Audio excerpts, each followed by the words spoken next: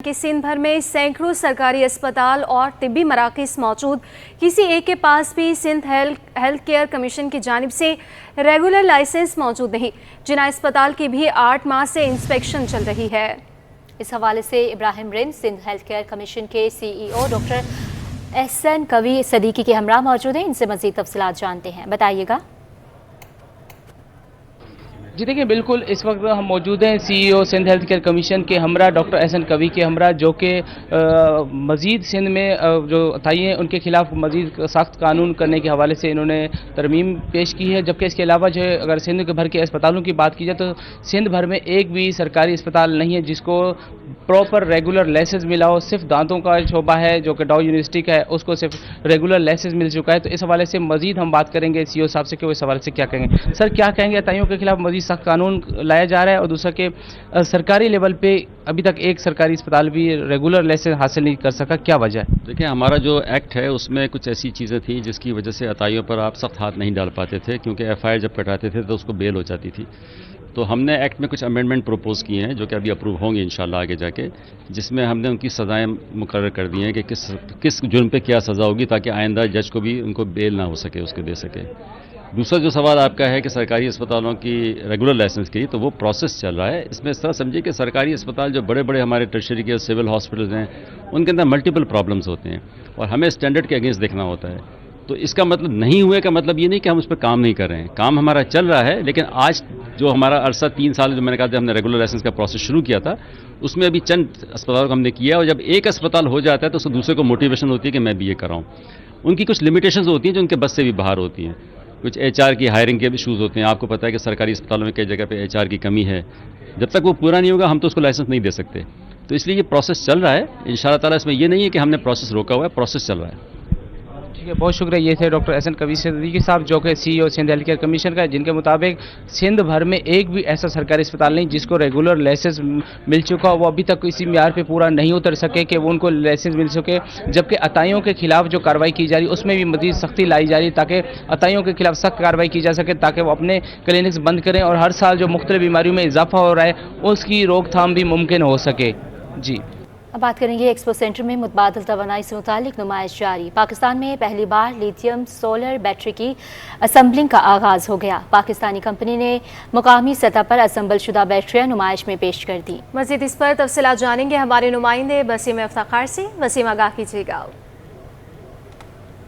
आज बिल्कुल solar energy के हवाले से बात की जाए तो सोलर एनर्जी के साथ साथ बैटरी जो है वो इंतहाई अहमियत के हामिल होती हैं, और सोलर एनर्जी के हवाले से जो तमाम तर बैटरीज़ हैं उनको जो है इंपोर्ट किया जाता है। लेकिन अब एक अच्छी बात जो सामने आई है वो ये है कि अब पाकिस्तानी कंपनी जो है वो अब सोलर बैटरियों को जो कि इंपोर्ट की जाती थी, अब उनको जो है पाकिस्तान में इनकी असेंबलिंग भी शुरू कर दी है। मैं इस वक्त मौजूद हूँ एक्सपो सेंटर में। एक्सपो सेंटर में ख़ुसूस तौर पर जैसे कि अल्टरनेटिव एनर्जी के हवाले से एक्सपो का सिलसिला जारी है और मुख्तलिफ कंपनीज़ ने यहाँ पर अपनी नुमाइश के लिए जो प्रोडक्ट्स हैं वो पेश किए हैं। लेकिन ये जो पाकिस्तानी कंपनी है सर्ज एनर्जी, इसने अपनी प्रोडक्ट जो कि पाकिस्तान में ही ये बैटरीज असेंबल कर रहे हैं वो मुतारिफ कराई है। ये जो बैटरीज़ हैं, पूरा ये सिस्टम है, ये पाकिस्तान में ही असेंबल हुआ है और ये घरेलू इस्तेमाल के लिए सिस्टम है जो कि सोलर पैनल के साथ और या फिर सोलर एनर्जी उसके साथ ये वर्क करता है। इस वक्त मेरे साथ मौजूद है शर्जील, जो कि इस कंपनी के डायरेक्टर ऑपरेशन, इनसे जानते हैं। ये बताइएगा कि पाकिस्तान में अब आपकी कंपनी को एजाज़ हासिल के उन्होंने इसकी असेंबलिंग शुरू कर दी है, तो इससे फ़ायदा क्या होगा? अस्सलाम वालेकुम, मैं Sharjeel Hussain, surge energy director operation. सबसे पहले तो ये कि मैं जो चाइना से इंपोर्ट होते थे सेल पूरी बैटरी के साथ आते थे, तो सबसे पहले पाकिस्तान में उसके वारंटी क्लेम का बहुत ज़्यादा इशू रहता था। उसकी अवेलेबिलिटी ना होने की वजह से कस्टमर्स जो एंड यूज़र्स हैं वो बहुत ज़्यादा प्रॉब्लम में थे। सर्ज एनर्जी ने इसका हल निकाला। टोपैक पाकिस्तान में पहली मैन्युफैक्चरिंग प्लांट उन्होंने यहाँ पर अपना इंस्टॉल किया है। हम लोगों ने वहाँ से अपना पैनल जो LV इसका बना हुआ है वो लेकर आए हैं। सेल प्रिस्मेटिक सेल है 3.2 वोल्ट का, वो हम पाकिस्तान में लाके इसको असेंबल कर रहे हैं। असेंबल करने के बाद ये बैटरी है सामने, इसके 2 वेरिएंट बनाए हैं हम लोगों ने, 48 और 51.2 का। इजीली इंस्टॉल्ड है और किसी भी किस्म की कोई प्रॉब्लम आती है तो 5 ईयर्स की रिप्लेसमेंट वारंटी है और विद इन 48 आवर्स के अंदर हम इसको चेंज कर देते हैं। ये थे शर्जील हुसैन, जिन्होंने हमें ब्रीफली बताया कि किस तरीके से ये असेंबलिंग बैटरीज की कर रहे हैं, क्योंकि बैटरीज में जो अहम जुज़ होता है वो होते हैं सेल्स, और अगर सेल्स में कोई प्रॉब्लम आती थी तो उससे फिर जो सार्फिन होते थे उनको उसकी रिप्लेसमेंट के लिए दोबारा से कंपनी को रुजू करना पड़ता था, और कंपनी जो है वो फिर दोबारा से जो चाइना में कंपनी है उससे रुजू करती थी, और इस तमाम तर प्रोसेस में यानी कि रिप्लेसमेंट में काफ़ी वक्त दरकार होता था। तमाम इन्होंने अब इसका हल ये निकाला है कि ये इन बैटरियों को यहीं पर जो है वो असेंबल कर रहे हैं, और जो सार्फिन हैं उनको रिप्लेसमेंट के हवाले से मुख्तलिफ जो ऑफ़र्स हैं वो भी दी जा रही हैं, फैसिलिटीज़ फराहम की जा रही हैं, और उसके साथ साथ इनका कहना है कि इन बैटरीज़ के हवाले से मुल्क भर में जो है वो शोरूम्स भी इनके मौजूद हैं। अगर कोई भी प्रॉब्लम आती है तो सार्फिन जो है वो इन शोरूम्स में जाके रिप्लेसमेंट और दीगर जो फैसिलिटीज़ हैं वो हासिल कर सकते हैं। जी, ये शहरियों के लिए एक के बाद एक मुश्किलात। घरेलू सार्फिन को गैस लोड शेडिंग का सामना तो था ही, अब एलपीजी भी नापैद हो गई है। कराची के बेशतर इलाकों में एलपीजी फरोख्त करने वालों की दुकानें बंद करा दी गई। शहरी गैस सिलेंडर भराने के लिए दरबदर घूम रहे हैं। तफसीलात जानिए आयास राना से। जी बिल्कुल, मैं इस वक्त मंजूर कॉलोनी में मौजूद हूँ। मेरे कैमरामैन राना आपको दिखाएंगे कि ये एक एलपीजी की लीगल दुकान है, जिसको ये इस वक्त भी बंद है। ये जुम्मे की वजह से बंद नहीं है। यहाँ पर अब जो है क्रैकडाउन हुआ है शहर के अंदर एलपीजी की दुकानों के अंदर। यहाँ आवाम भी परेशान है, सिलेंडर्स लेके आए हुए हैं। ज़रा उनसे जानते हैं, भाई ये दुकान बंद है, क्या परेशानी हो? भाई अभी क्या करें, अब दुकान तो सब सारी बंद है। गैस की तो परेशानी, गैस तो चाहिए ना, गैस के बगैर तो गुजारा नहीं है। क्या पूरी कॉलोनी में गैस नहीं मिल रही, गैस नहीं है? नहीं। और दुकानें भी बंद? दुकानें भी बंद। ये सिलसिला है जी। यहाँ पे लोग भी परेशान हैं इस वक्त। मेरे साथ एलपीजी इंडस्ट्री एसोसिएशन से मुंसलिक वाइस प्रेसिडेंट है तैमूर साहब। तैमूर साहब, क्या हो रहा है? ये शहर में एकदम से तमाम एलपीजी की दुकानें बंद हो गई। आगे आने वाले दिनों में गैस भी जो है वो लोड शेडिंग की तरह हो जाएगी, तो फिर क्या होगा शहर में? इस तरह लोग तो बहुत परेशान हैं। प्रॉब्लम यह है कि इस वक्त शाह फैसल में एक हादसा हुआ पेट्रोल की शॉप पे। वहाँ पे वो वाकई अनलीगल थी। हमारी भी बहुत सारी शॉप अनलीगल हैं कि जो भी हमारी गैर मियारी शॉप्स हैं या बिल्डिंग्स के नीचे उनको बंद किया जाए, ये तो हम खुद कह रहे हैं। लेकिन हो ये रहा है कि डीआईजी साहब ने जो लेटर निकाला या कमिश्नर साहब ने जो लेटर निकाला, अब पुलिस उसका नाजायज़ फ़ायदा उठा रही है। अब जो शॉप्स लीगल हैं उनको भी उन्होंने बंद करवाया हुआ। उसके बाद हमने वहाँ पर एक अपना जो है वो अपनी रिक्वेस्ट डाली। रिक्वेस्ट की बेस पे उन्होंने हमें डिप्टी जनरल IG साहब ने हमें इजाज़त दे दी कि ये शॉप्स आप खोल लें। मतलब ये उन्होंने DIG साहब का लेटर है जो कि उन्होंने हमें दिया, और 5 दुकान की उन्होंने हमें इजाज़त दी कि आप ये शॉप्स खोल लें। लेकिन मुतलका जो पुलिस है, मुतलका जो हमारा थाना है, वो कह रहा है कि अभी आप ना खोलें। अब लाज़मी बात है, पुलिस से हम लड़ तो नहीं सकते। अब हम फिर इसीलिए जा रहे हैं कि भाई रिक्वेस्ट बेस पे जो शॉप्स लीगल हैं उनको खोलने, तो जो अनलीगल है वो बिल्कुल उनको बंद करना चाहिए। एसोसिएशन का भी यही मौक़िफ़ है, इंतज़ामिया का भी यही मौक़िफ़ है। कोई एक हादसा होता है, उसकी लपेट में तमाम ऐसे कारोबार जो उससे मुंसलिक होते हैं या समझे जाते हैं, वो भी उनको लपेट में ले लिया जाता है। यही सूरत हाल है। गैस है नहीं और दुकानें बंद कर दी गई हैं। जी, बात करेंगे कराची में चिकनगुनिया और डेंगू के बढ़ते हुए cases. Karachi water and sewerage services improvement project का बड़ा इकदाम। कच्ची आबादियों की पसमानदा आवाम को वबाई अमराज से महफूज रखने के लिए आगाही मुहिम का आगाज़ कर दिया गया। कराची के पसमानदा तरीन इलाके ईसा नगरी में चिकनगुनिया और डेंगू की आगाही के लिए अहम इजलास मुनक़िद किया गया, जिसमें कम्युनिकेशन स्पेशलिस्ट काशिफ सिद्दीकी ने जानलेवा वबाई बीमारियों से ख़ुद को महफूज रखने की अहमियत पर तफसीली गुफ्तगू की। बताया कि गरीब और बेबस लोगों के हक़ में यही बेहतर है कि वो एहतियात को इलाज से बेहतर समझे। उनका कहना था कि कच्ची आबादियों में वाटर एंड सीवरेज की सूरत हाल को बेहतर बनाने के साथ साथ इंसानी ज़िंदगियों का तहफ़्फ़ुज़ भी अवलीन तरजीह है। मुश्किल की इस घड़ी में गरीब आवाम का साथ देने की हर मुमकिन कोशिश कर रहे हैं। के दस्तावेजात में रद्दोबदल और इंसानी स्मगलिंग का केस पेशरफ न होने पर मुलजिम सारम बर्नी ने सिंध हाई कोर्ट से रजू कर लिया। मज़ीद तफसीलात बताएंगे हमारे नुमाइंदे मुमताज़ जमाली। इंसानी स्मगलिंग और कागजात में रद्दोबदल का ये केस है। सारम बर्नी के केस में पेशरफ्त ना होने के खिलाफ उन्होंने सिंध हाई कोर्ट से रुजू कर लिया है। सिंध हाई कोर्ट में दरख्वास्त दायर कर दी है। सारम बर्नी के वकील का ये मौक़िफ़ है कि सारम बर्नी जो है 5 जून से जेल में सलासल कैद हैं और केस में ताहाल कोई ट्रायल कोर्ट में पेशरफ्त ना हो रही है। और उनका ये भी मौक़िफ़ है कि तफ्तीशी अफसर की जानिब से चालान भी अदालत में पेश किया जा चुका है, लेकिन ट्रायल कोर्ट में केस की कार्रवाई बाकायदा शुरू नहीं की जा सकी है। उन्होंने अदालत से इस्तदा की है कि ट्रायल कोर्ट को ये हुक्म दिया जाए कि कम से कम जो केस का ट्रायल है वो जल्दी शुरू किया जाए। जी, ملیر میں ریتی بجری چوری کا معاملہ۔ Additional district and session court Malir میں صدر ملیر بار کی جانب سے دائر پٹیشن پر سماعت ہوئی۔ پٹیشن میں commissioner Karachi, S S P Malir سمیت دیگر کے خلاف مقدمہ درج کرنے کی استدعا کی گئی۔ اس حوالے سے مزید تفصیلات ہمیں بتائیں گے جواد آصف۔ جی بالکل، دیکھیں ملیر میں ریتی بجری چوری کا معاملہ ہے۔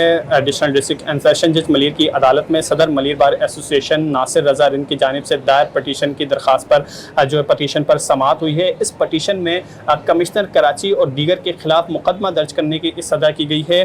دیگر میں deputy commissioner Malir, S S P Malir, S H O Gadap town, جبکہ S H O mines and minerals کے جو ایس ایچ اوز ہیں وہ بھی شامل ہیں۔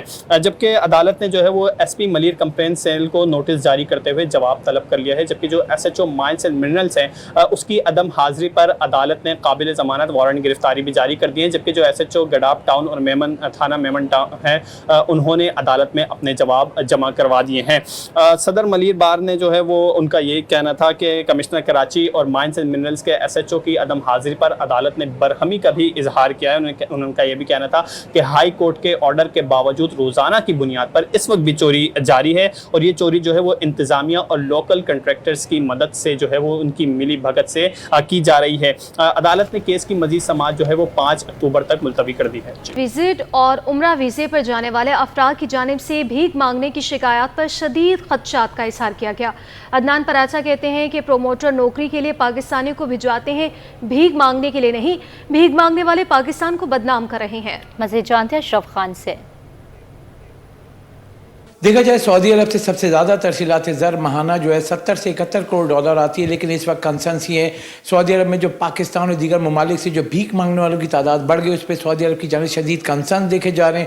یہ کیسے حل ہوگا معاملہ ہے، کون لوگ بھیج رہے ہیں جانتے ہیں۔ پاکستان اوورسیز امپلائمنٹ پروموٹر کے نو منتخب جو نائب چیئرمین ہیں عدنان پراچا ہمارے ساتھ موجود ہیں۔ کیا کنسرن سعودی عرب کی جانب سے؟ جی بہت شکریہ جی۔ دیکھیں اس ٹائم پہ جو سعودی عربیہ میں ہمارے بھیک والا جو میٹر بہت زیادہ ہائی لائٹ ہوا ہے، اس میں اوورسیز امپلائمنٹ پروموٹر ایسوسی ایشن کے پلیٹ فارم سے یہ چیز کلیئر کرنا چاہتا ہوں کہ یہ ہمارے امپلائمنٹ ویزا ایک الگ چیز ہے، اور یہ جتنے بھی لوگ یہ کیسز آ رہے ہیں یہ عمرہ ویزا پہ جا رہے ہیں۔ بیسیکلی ہمیں یہ سمجھنے کی ضرورت ہے اس ٹائم پہ، ہمیں کنسرن ہمیں بھی ہے کہ یہ عمرہ ویزا پہ جا کے جو لوگ پاکستان کی جگ رسائی کر رہے ہیں اس سے ہمارا امپلائمنٹ کا بزنس افیکٹ ہو رہا ہے۔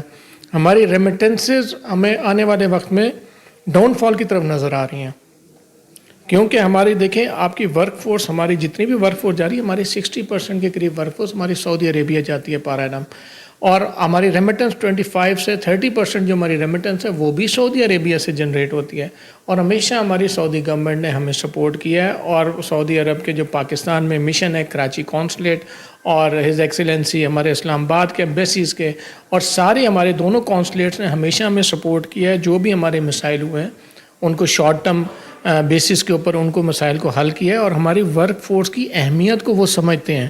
ہمیں اس ورک فورس کے بزنس کو بڑھانا ہے تاکہ ہماری جو ریمیٹنسز ہیں کم سے کم $1 ارب پر منتھ ہمیں سعودی عربیہ سے جنریٹ ہو۔